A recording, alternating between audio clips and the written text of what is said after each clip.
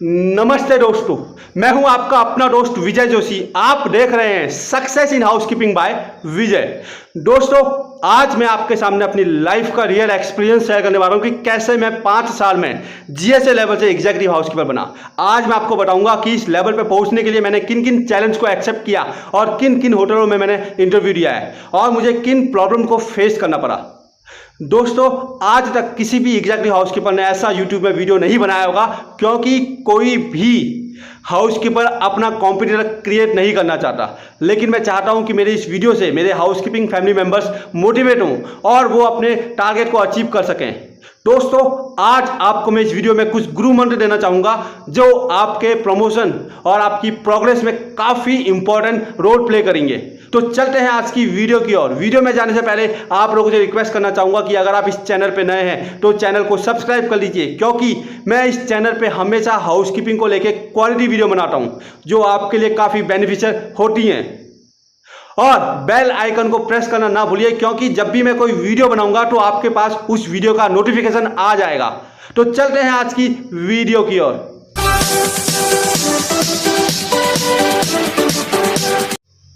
नवंबर 2012 को मेरी IT complete हुई द फन होटल जयपुर से, और उन्होंने मुझे जॉब का ऑफर किया।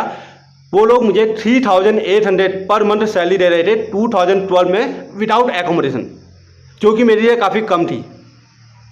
तो मैंने अपने कॉलेज में बात की और बताया कि मुझे सर अच्छे होटलों में प्लेसमेंट चाहिए जहाँ पे मुझे अच्छा सीखने को मिले और पैसे भी कुछ अच्छे मिल जाए। लेकिन कॉलेज वालों ने बोला कि आपको 1 साल तो वहाँ पे करना ही है, क्योंकि आपके पास अभी एक्सपीरियंस नहीं है। आप मार्केट में कहीं भी जाओगे आपको कोई जॉब नहीं देगा। अगर आपने यहाँ से भी छोड़ दिया तो हम आपको जॉब नहीं देंगे। तो उन्होंने मुझे कट एंड क्लियर दे दिया था। लेकिन मेरे माइंड में एक सोच थी कि अगर मैं यहाँ से निकलूँगा भी, मैं कहीं ना कहीं मुझे जॉब मिल जाएगी, क्योंकि मेरे सीनियर्स ने मुझे बहुत कुछ सिखा लिया था और मुझे अपने ऊपर कॉन्फिडेंस भी आ गया था। क्योंकि मेरे सीनियर ने मुझे बोल दिया था कि विजय, कुछ भी हो जाए तू द फन में जॉब मत करना, क्योंकि यहाँ पे तेरी ग्रो रुक जाएगी और तेरी एफिशिएंसी डाउन हो जाएगी। मार्केट में ना जॉब सर्च कर, अगर हमारा रेफरेंस चाहिए तो हमारा रेफरेंस दे देना, लेकिन मार्केट में दूसरे होटल में जॉब सर्च करना मिल जाएगी। मैं 1 महीना 1.5 महीना मार्केट में जॉब सर्च किया। कई जगह तो सीवी देख के ही मुझे बाहर निकाल दिया, नहीं मुझे एंट्री नहीं ढूंढी, एचआर में जा ही नहीं पाया। लेकिन जनवरी 2013 में मैंने लीला ग्रुप ऑफ होटल्स में अप्लाई किया और वहाँ पे मेरा सिलेक्शन हो गया। लेकिन जो मेरा प्लेसमेंट था वो दिल्ली पे नहीं, वो केरला पे हुआ। तो मैं दिल्ली से केरला गया। वहाँ पे मैंने 21 जनवरी 2013 को पहला दिन एज ए जीएसए ज्वाइन किया और वहाँ पे उन्होंने मुझे सैलरी दी थी 8500 प्लस फूड एंड एकोमोडेशन, जो मेरे लिए काफ़ी अच्छी थी, क्योंकि फन से लीला काफ़ी अच्छा है ब्रांड में और सैलरी भी काफ़ी अच्छी थी, प्लस एकोमोडेशन था। तो मैंने उसको ज्वाइन किया। वहाँ पे काफ़ी कुछ सीखा। मेरे सीनियर्स ने मुझे बहुत कुछ सिखाया, मुझे इतना एक्सपर्ट बना दिया कि मैं 1 साल के अंदर अपने डिपार्टमेंट में अपने एचओडी अपने मैनेजर का फेवरेट हो गया था। गेस्ट मुझे मेरे नाम से बुलाते थे और मुझे टाउन हॉल में कई बार एप्रिसिएशन लेटर मिल चुका था, कई बार रिकॉग्नाइज हो चुका था मैं। तो हाउसकीपिंग में मैं बहुत अच्छा नाम मेरा हो गया था कि कोई भी अगर वीआईपी गेस्ट आ रहा है तो विजय आप वहाँ पे जाइए, कोई भी अगर कंप्लेंट वाला गेस्ट है तो विजय आप वहाँ पे जाइए। तो मैं काफ़ी वहाँ पे फेमस हो चुका था और इसका क्रेडिट मेरे सीनियर्स को जाता है जिन्होंने मुझे काम सिखाया था। सितंबर 2014 को मैंने लीला ग्रुप ऑफ होटल छोड़ दिया, क्योंकि मेरे पापा जी एक्सपायर हो गए थे। इसकी वजह से मुझे केरला छोड़ के गाँव आना पड़ा।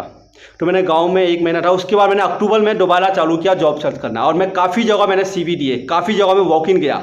मैं गार्डन हिल हिल्टन गार्डन हिल पे गया, मैं जेपी पैलेस में गया, मैं आपका संगलीला ग्रुप ऑफ होटल्स में गया, मैं काफ़ी जगह गया। लेकिन मेरा सिलेक्शन नहीं हुआ, क्योंकि मेरे सीवी में लिखा हुआ था कि मैंने 1 साल का डिप्लोमा किया है और मैंने डिप्लोमा काफ़ी लेट किया था। ये 2 माइनस पॉइंट मेरे साथ थे, तो मेरा कहीं भी सिलेक्शन नहीं हो पा रहा था।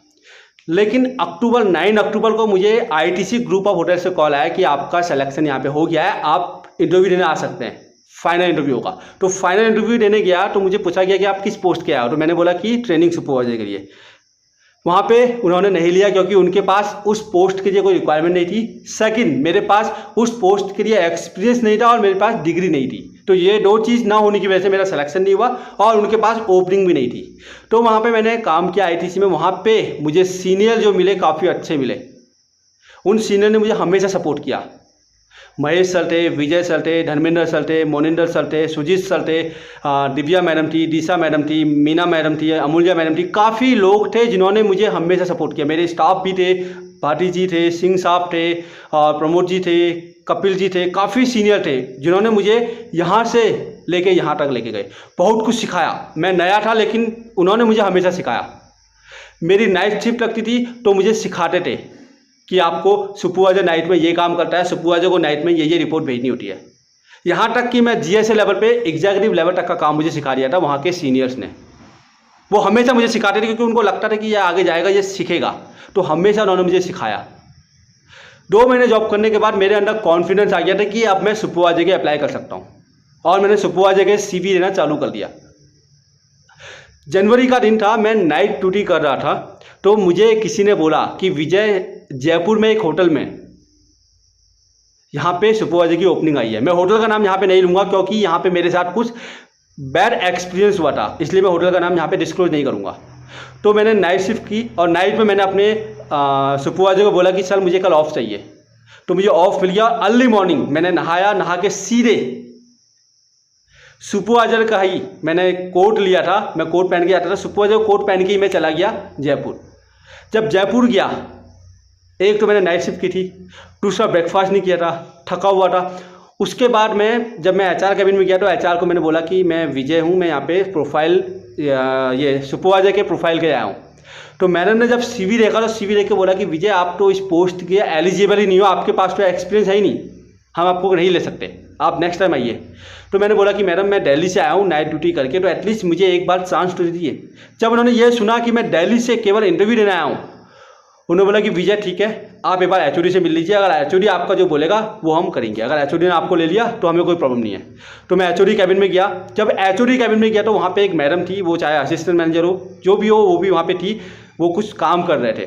तो जब मैंने सर को बोला कि सर मैं विजय हूँ, यहाँ पे सुपरवाइजर के आया हूँ, तो सर ने बोला कि ठीक है अपना CV दिखाइए। CV देखने के बाद उन्होंने बोला कि विजय आप एलिजिबल हो ही नहीं, आपको हम नहीं रख सकते, क्योंकि आपके पास सुपरवाइजर का कोई एक्सपीरियंस नहीं है और आपके पास डिप्लोमा है, आपने केवल 2 साल काम किया है लीला में, और ITC में आप 2 महीने से जॉब करो, आप कैसे आ गए यहाँ पे, आपको किसने बताया? फिर मैडम ने बोला कि आपके अंदर विजय ओवर कॉन्फिडेंस ज़्यादा आ गया है, आपको लगता है कि आप लीला में जॉब करने के बाद कहीं भी चले जाओगे इंटरव्यू देने, आप इस प्रोफाइल के लिए एलिजिबल है ही नहीं। और वैसे भी हमने किसी को ऑलरेडी रख लिया है, मेरे रेफरेंस से कोई ऑलरेडी ज्वाइन कर लिया है, वो अगले हफ्ते आने वाला है। अब सुपरवाइजर की यहाँ पे कोई ओपनिंग है ही नहीं, आप जा सकते हैं। और नेक्स्ट टाइम जब आओ ना तो एटलीस्ट एलिजिबिलिटी चेक करके आया करो कि आप उसके लिए एलिजिबल हो या नहीं हो, सीधे मत आ जाया करो। मैंने कहा ओके मैडम कोई बात नहीं। मैं जाने लगा, मेरा लक अच्छा था कि वहाँ पे GM सर और HR मैनेजर आ गए। उन्होंने बोला कि विजय आप ही हो जो दिल्ली से आए हो इंटरव्यू देने नाइट ड्यूटी करने के बाद, आपका कॉन्फिडेंस काफ़ी अच्छा लगा, आप एक बार इंटरव्यू दे दीजिए। ये लाइन बोलने के बाद HOD सर और मैडम का जो फेस का एक्सप्रेशन था ना, वो बिल्कुल गायब हो चुका था। तो ना चाहते हुए उन्होंने मेरा इंटरव्यू लिया। इंटरव्यू में मुझसे सवाल पूछे गए जिसके मैंने काफ़ी अच्छे जवाब दिए। मुझसे पूछा गया EHD क्या होता है, इसको EHD क्यों बोलते हैं, वैक्यूम क्लीनर की स्पेसिफिकेशन बताओ, लिनन का स्पेसिफिकेशन बताओ, मार्बल पॉलिशिंग के बारे में बताओ, कौन सा केमिकल यूज़ करते हैं और उस केमिकल का प्राइस कितना होता है, यहाँ तक मुझसे पूछा गया। मैंने सब कुछ जवाब दिया, लेकिन 3 सवाल थे जिसका जवाब मैं नहीं दे पाया। वो शायद एक बहाना था मुझे नहीं लेने का। पहला सवाल था कि वैक्यूम क्लीनर का जो वायर है उसकी लंबाई कितनी होती है, जिसका जवाब मुझे नहीं मालूम था उसमें। मैंने बोला कि सर मुझे इसका जवाब नहीं मालूम। दूसरा पूछा गया आपके लीला होटल के चेयरमैन का नाम क्या है, मैंने बताया कैप्टन CP कृष्णन नायर, लेकिन उन्होंने पूछा कि CP की फुल फॉर्म क्या है, जिसका मुझे आंसर नहीं मालूम था और मैंने कभी सोचा भी नहीं था कि ऐसा सवाल पूछा जा सकता है। मैं वहाँ पे जवाब नहीं दे पाया। उन्होंने बोला कि विजय आपको अपने होटल में जहाँ आपने जॉब किया वहाँ के चेयरमैन के बारे में नहीं मालूम, मैं समझ सकता हूँ कि आप अपनी कंपनी में कितने हॉनेस्टी और डेडिकेशन से आपने काम किया है, ठीक है। उसके बाद में बोला कि विजय काम कीजिए, आप पहले पूरे इस रूम को देख लीजिए, उसके बाद मैं आपको 5 मिनट के बाद बुलाऊंगा, मैं इस रूम पे कुछ चेंजेस करूंगा, आपको लिखना है, आपको I4 डिटेल्स आपकी चेक करनी कि मैंने क्या क्या चेंजेस किए हैं। मैंने देखा, देखने और बाहर गया। बाहर जाने के बाद जब मैंने मुझे वापस बुलाया 5 मिनट के बाद, तो जो मैंने नोटिस किया था मैंने लिख लिया, लेकिन एक चीज़ थी जो मैं मिस कर गया, वही उसी की वजह से मुझे वहाँ पे कंपनी में मेरा सिलेक्शन नहीं हुआ। वो चीज़ थी कि एचओडी सर ने अपना बटन यहाँ पे खोल लिया था जो मैं नोटिस नहीं कर पाया। तो उन्होंने बोला कि विजय, जो आपके सामने है आपका फोकस उस पर नहीं है, आप अगल बगल देख के गए हो लेकिन आपने अपने एचओडी को नहीं देखा जो आपका इंटरव्यू ले रहा है। आपकी आई फॉर डिटेल्स बिल्कुल जीरो है, हम आपको नहीं सेलेक्ट कर सकते। और उन्होंने मुझे आउट कर लिया। लेकिन फिर अचानक मैडम ने बोला कि विजय, अगर आप लंच कर लीजिए, लंच करने के बाद आप डिपार्टमेंट में आइए, आपका एक प्रैक्टिकल ट्रेनिंग होगा। अगर आपने उसको पार कर लिया, आपने सक्सेसफुल उसको कंप्लीट किया, तो हम आपका सोचेंगे कि आपको लेना है या नहीं लेना है। तो मेरे अंदर एक उम्मीद की किरण जागेगी, चलो कोई नहीं। मैंने लंच किया, जल्दीबाजी में लंच करने के बाद डिपार्टमेंट में आया। वहाँ पे मेरे पास सुपरवाइजर, एग्जीक्यूटिव और मैडम थी और सर थे। और मुझे टॉपिक दिया गया, मेरा फेवरेट टॉपिक, कि गेस्ट को कैसे सेटिस्फाई करना है। उन्होंने मेरे सामने दो सिचुएशन रखी। एक सिचुएशन रखी कि गेस्ट ने कंप्लेन किया है कि उसके बेड में बाल आ गया है, आप कैसे सॉर्ट आउट करोगे। और दूसरा कि आपके स्टाफ ने ऑन ड्यूटी केमिकल पी दिया है, आप कैसे उसको ट्रैक करोगे। तो जो प्रॉब्लम को मैंने बड़े ही प्यार से, बड़े ही ईजी वे में उसको सॉर्ट आउट किया, उनको समझाया और मेरे वे ऑफ कन्विंसिंग से वो हैप्पी हुए। उन्होंने बोला कि विजय, विल लेट यू नो, आप जा सकते हैं, हम आपको बताएंगे। 2 दिन हुए, 3 दिन हुए, मेरे पास कोई कॉल नहीं आया। चौथे दिन मैंने कॉल किया तो मुझे मालूम हुआ कि उन्होंने ऑलरेडी किसी और को हायर कर लिया जिसके पास 1 साल का एक्सपीरियंस है। मुझे बड़ा अजीब फील हुआ। मैंने उसके बाद और होटल में ट्राई किया। मैं आपके गार्डन इन पे गया, हिल्टन गार्डन इन, वहाँ पे भी मुझसे ऐसे ही सवाल पूछे गए जो मेरे प्रोफाइल से मैच नहीं करते थे। मुझसे पूछा गया कि आप यहाँ कैसे आए हो। मैंने कहा सर मैं मेट्रो से आया। तो बोला कि आप 10 मिनट मेट्रो के बारे में बोल सकते हो, जो मैंने कभी सोचा भी नहीं था। फेल हो गया। काफ़ी जगह, दूसरी जगह गया। मैं ऑन ड्यूटी मानेसर गया महाराजा एक्सप्रेस के लिए, ट्रेन के लिए। वहाँ भी मुझसे ऐसे ही सवाल पूछा गया कि आप मशीन एक बार चला के दिखाइए। और मशीन चला दी उन्होंने मुझसे, पूरे दिन मशीन चलाई। मशीन चलाने के बाद परफेक्ट भी निकला। उसके बाद उन्होंने बोला कि विजय, आप इस फ्लोर पे हाई लेवल का ग्लॉस लेवल मेंटेन नहीं कर पाए, इसलिए आपका सिलेक्शन नहीं हुआ, आपको मशीन के बारे में कुछ नहीं मालूम। जबकि मैं पूरा प्रैक्टिकल दे चुका था, मैं उनको थ्योरिकल दे चुका था। उसमें जो मशीन की जो आरपीएम की स्पीड थी वो भी कम थी। मैंने बोला भी सर आपकी मशीन अफेक्टिव नहीं है। उन्होंने बोला कि नहीं, हम ऐसे ही करते हैं, आप करके दिखाओ। मैंने पूरा लॉबी चमका दिया था, आधा लॉबी कंप्लीट हो चुका था। उसके बाद उन्होंने बोला कि विजय आपका सिलेक्शन नहीं हुआ। फिर वहाँ से भी मैं रिजेक्ट हुआ। काफ़ी जगह ट्राई किया। अब मेरे अंदर इतना फ्रस्ट्रेशन हो चुका था कि मैं जहाँ भी मुझे ओपनिंग मिलती मैं कॉल करके पूछता कि सर मेरे पास डिप्लोमा है, मेरे पास सुपरवाइजर का एक्सपीरियंस नहीं है, क्या आप मेरा इंटरव्यू लेंगे, क्या आप मेरा सीवी देख के मेरा नॉलेज चेक करेंगे। मैं यहाँ तक बोलने लगा था। फ्रस्ट्रेशन आ गया था, गुस्सा आ गया था। लेकिन वो फ्रस्ट्रेशन मेरा कहीं काम नहीं आया। मैंने कॉन्फिडेंस रखा, हिम्मत नहीं हारी। और 2015 अक्टूबर 2015 में मेरा केरला में एज ए सुपरवाइजर हुआ। वहाँ पे मुझे भूप सर मिले, उन्होंने मुझे काफ़ी कुछ सिखाया। वो एक ऐसे एचओडी थे जिन्होंने मुझ पर 100% बिलीव किया, मुझे सिखाया, समझाया। मेरी जहाँ पे गलती होती अपना आगे आ जाते, जहाँ पे मैं अच्छा करता मुझे आगे रखते। हमेशा एज ए भाई की तरह सपोर्ट किया। अब मुझे रिपोर्ट बनाना, डिपार्टमेंटल कैसे हैंडल करना है, एक्सपेंसेस कैसे कंट्रोल करना है, बजट कैसे बनाना है, सुपरवाइजर लेवल पे सिखा दिया। और मैंने वहाँ पे 1 साल कुछ काम किया। उसके बाद मैंने लेमन ट्री ज्वाइन किया एज ए एग्जीक्यूटिव। वहाँ पे मुझे निरंजन सर मिले, उन्होंने मुझे काफ़ी कुछ सिखाया। वहाँ पे स्टाफ भी काफ़ी सपोर्टिंग था, तो उन्होंने भी मुझे काफ़ी कुछ सिखाया। मुझे सिखाया कि कैसे प्रॉब्लम को हैंडल करना है, कैसे नेगेटिव सिचुएशन पे स्माइल देनी है। मेरे अंदर 2 नेगेटिव थी, डिप्लोमा था और मेरे पास लेट मैंने ट्राई किया था, अपना होटल मैनेजमेंट मैंने लेट चालू किया था। और तीसरा, मुझे गुस्सा बहुत जल्दी आने लगा था, मैं फ्रस्ट्रेशन हो गया था। मैं गलत चीज़ को बर्दाश्त नहीं कर पाता था, चाहे सामने कोई भी हो। तो ये 3 नेगेटिव थिंग्स मेरे साथ हमेशा चली। मैंने वहाँ पे 15 महीने काम किया लेमन ट्री में। उसके बाद मैंने ट्राई किया कार्सन ग्रुप ऑफ होटल्स में ऐसे एक्टिंग एचओडी। और वहाँ पे मेरा इंटरव्यू हुआ, जीएम सर ने लिया। और जीएम सर हाउसकीपिंग बैकग्राउंड से थे, जिसको 25 ईयर्स का अनुभव था। उन्होंने लीला, ताज, ओबराइज जैसे होटल में काम किया था और वो रेडिसन पे आप जनरल मैनेजर थे। उनके साथ काफ़ी टफेस्ट इंटरव्यू हुआ, 45 मिनट का इंटरव्यू चला। फाइनली मेरा सिलेक्शन हो गया ऐसे एक्टिंग एचओडी और मुझे 150 रूम की प्रॉपर्टी को लीड करने का मौका मिला। मेरे नीचे 4 सुपरवाइजर थे। काफ़ी अच्छा चल रहा था, जीएम सर भी हैप्पी थे। फिर कुछ दिन बाद ईएच के आए, उन्होंने भी मेरा परफॉर्मेंस देखा, वो भी काफ़ी हैप्पी थे। फिर ईएच के चले गए। फिर मैंने दोबारा 4 महीने होटल को संभाला। उसके बाद कुछ प्रॉब्लम्स हुई जिसकी वजह से मुझे वापस घर आना पड़ा। फिर मैंने जयपुर में ट्राई किया और जयपुर में मेरा ऐसे एग्जीक्यूटिव हाउसकीपर हो गया। और वहाँ पे जो मेरे कॉर्पोरेट हाउसकीपर थे वो थे मिस्टर भूप सर, जो मुझे केरला में मिले थे। तो वहाँ पे मेरा सिलेक्शन हुआ। वहाँ पे सिलेक्शन के बाद मुझे फिर जयपुर से कॉल आया, जहाँ मैंने सुपरवाइजर के अप्लाई किया, तो वहाँ से कॉल आया कि अब हमारे पास हाउसकीपिंग एग्जीक्यूटिव की वैकेंसी है, आप आ सकते हैं, आपको इंटरव्यू होगा। तो मैंने मना कर दिया। मैंने कहा सर अब मैं इस पोस्ट के एलिजिबल हुई नहीं, क्योंकि मैं ऐसे एचओडी बन चुका हूँ। तो मैंने साफ कट एंड क्लियर बोल दिया। अब मुझे उस होटल में जयपुर में सेकंड इन कमांड की ज़रूरत थी, और मैंने लिंक्डइन, फेसबुक, हर एक जगह ओपनिंग डाल दी, और मेरे पास एक सीवी आया, और सीवी मेरे उसी मैडम का आया जिन्होंने मुझे रिजेक्ट किया था जयपुर में। वो मेरे पास एज ए डेप्यूटी हाउसकीपर के लिए अप्लाई किया था। मैंने उनको बुला लिया, लेकिन उन्होंने मुझे पहचाना नहीं। मैंने उनको बुलाया, जब वो मेरे सामने आए तो उन्होंने मुझे पहचान दिया। उन्होंने बोला कि आप तो विजय हो ना, वो मेरा नाम भी जानते थे, विजय।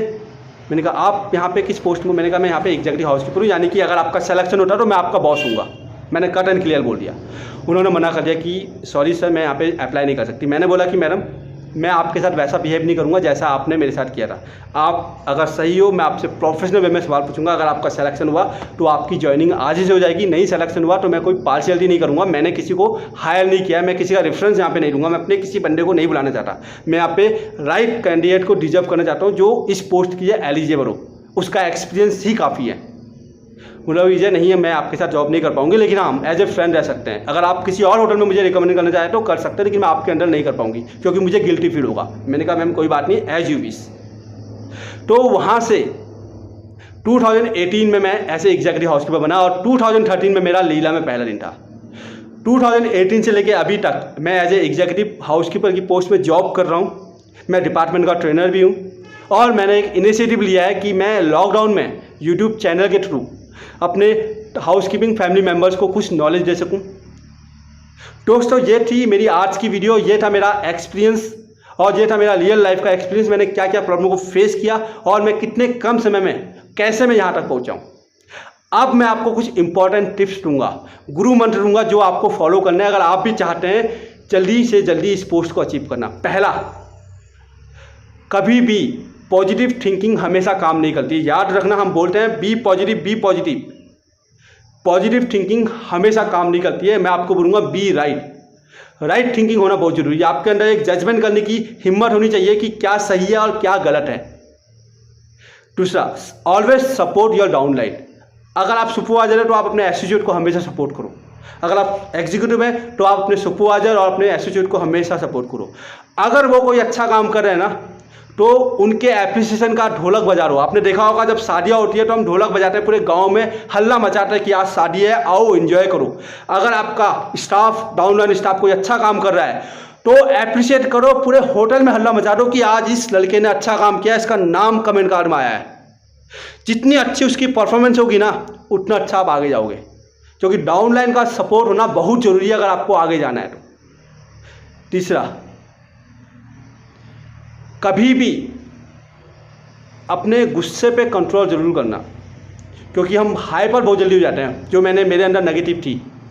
हम फ्रस्ट्रेशन बहुत जल्दी हो जाते हैं, आपको इस पे कंट्रोल करना है। चौथा, always be a result oriented.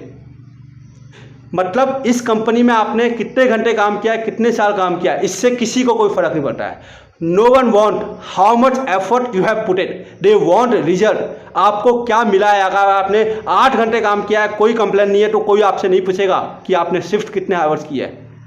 अगर आपने 15 घंटे काम किया, कंप्लेन हो गई, तो आपसे पूछेंगे आप काम क्या कर रहे हो, 10 मिनट और नहीं रुक सकते थे, क्यों कंप्लेन हुई है? दे वॉन्ट रिजल्ट। पांचवा, कीप लर्निंग कीप ग्रोइंग। कुछ भी हो जाए, अपनी लर्निंग को कभी कम मत करना। अपने जूनियर से भी सीखना, अपने सीनियर से भी सीखना, क्योंकि जब आपने सीखना बंद कर लिया ना, तो आप आगे नहीं जा सकते। The day you stop learning means you are dying. जिस दिन आपने सोच लिया कि मैं अब सीख नहीं चाहता हूं, मैं सीखना नहीं चाहता, समझ लो आप मर रहे हैं। You are dying the day you think you have learn everything. कभी भी ये मत सोचना कि मैंने सब कुछ सीख लिया है। और सबसे important 6, never be in a comfort line. कभी भी कंफर्ट जोन पे मत रहना, हमेशा अपने अंदर मंकी एनर्जी को हमेशा डेवलप करना। मंकी बहुत एनर्जेटिक एनिमल है। आपने देखा होगा मंकी यहाँ से वहाँ कूदता है, उसके अंदर हाई लेवल की एनर्जी होती है। वो एनर्जी आपके अंदर होनी चाहिए। कभी भी अगर आप कंफर्ट जोन पे आ गए ना, तो आप कभी सक्सेस नहीं कर पाओगे। और फेलियर से कभी डरना मत। अगर आपका इंटरव्यू और आप फेल हो गए हैं तो कभी डरो मत, क्योंकि वो नेगेटिव सिचुएशन भी आपको हिम्मत देगी, वो आपको सिखाएगी कि आपसे क्या क्या सवाल पूछे गए थे, आप कितने पानी पे हो, कितने लेवल पे हो। दोस्तों ये थी मेरी आज की वीडियो। आई होप आपको ये वीडियो पसंद आया होगा। आप अपने कमेंट मुझे नीचे लिख के बता सकते हैं कि आपको ये वीडियो कैसा लगा। अगर आपको मुझसे कोई हेल्प चाहिए तो आप मुझे कॉल भी कर सकते हैं, मैंने अपना नंबर डिस्क्रिप्शन में दिया हुआ है। Thank you so much team, take care.